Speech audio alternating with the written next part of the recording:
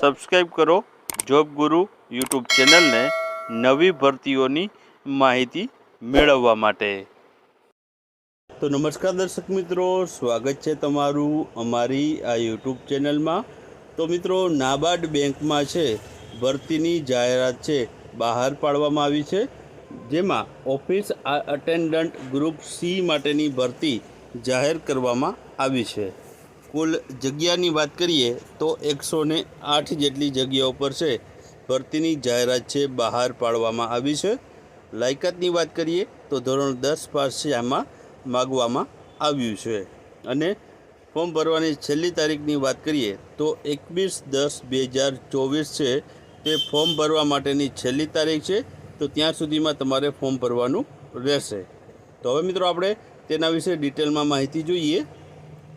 તો નાબાર્ડ બેંક એટલે કે નેશનલ બેંક ઓફ એગ્રીકલ્ચર અને રૂરલ ડેવલપમેન્ટ માટેની આ જે છે જે કૃષિ માટેની આ બેંક છે। તો આમાં છે જે પોસ્ટ છે ઓફિસ એટેન્ડન્ટ ગ્રુપ સી માટેની જે પોસ્ટ માટે ભરતી જાહેર કરવામાં આવેલી છે। કુલ જગ્યાની વાત કરીએ તો કુલ 108 જેટલી જગ્યા છે આમાં બહાર પાડવામાં આવી છે। પગાર ધોરણની વાત કરીએ તો 35,000 પ્રતિ માસ પગાર ધોરણ છે આપવામાં આવશે। શૈક્ષણિક લાયકાતની વાત કરીએ તો આ ભરતી માટે છે જે પણ ઉમેદવારો પાસે ધોરણ 10 પાસની લાયકાત હોવી ફરજિયાત રહેલી છે। ત્યારબાદ અરજી કરવાની અગત્યની તારીખો જોઈએ તો અરજી કરવાની જે શરૂઆત છે તે મિત્રો 2/10/2024થી શરૂઆત થાય છે અને 21/10/2024 સુધી તમે છે આની અરજી છે તે કરી શકશો। ત્યારબાદ વયમર્યાદાની વાત કરીએ તો વયમર્યાદા 1/10/2024ની સ્થિતિએ છે ગણવામાં આવશે।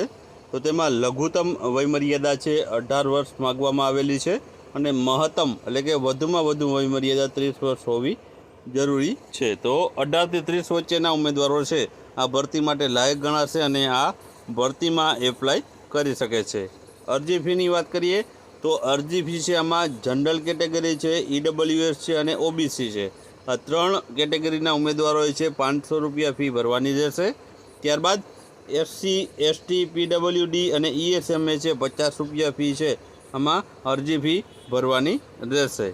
ફી ભરવાની જે પ્રક્રિયા છે મિત્રો તે ઓનલાઈન માધ્યમથી જે તમારે ફી ભરવાની રહેશે।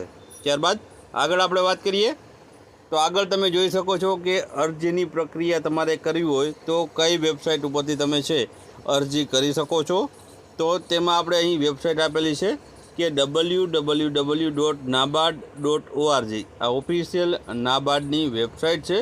આ ઓફિશિયલ વેબસાઇટ પરથી છે તમારે ઓનલાઈન અરજી કરવાની રહેશે। તો જે પણ ઉમેદવારો છે નાબાર્ડમાં છે તે ભરતી માટે આ એપ્લાય કરવા માંગતા હોય તે અવશ્ય છે તે નાબાર્ડની વેબસાઇટની મુલાકાત લે અને અરજી કરી શકે છે।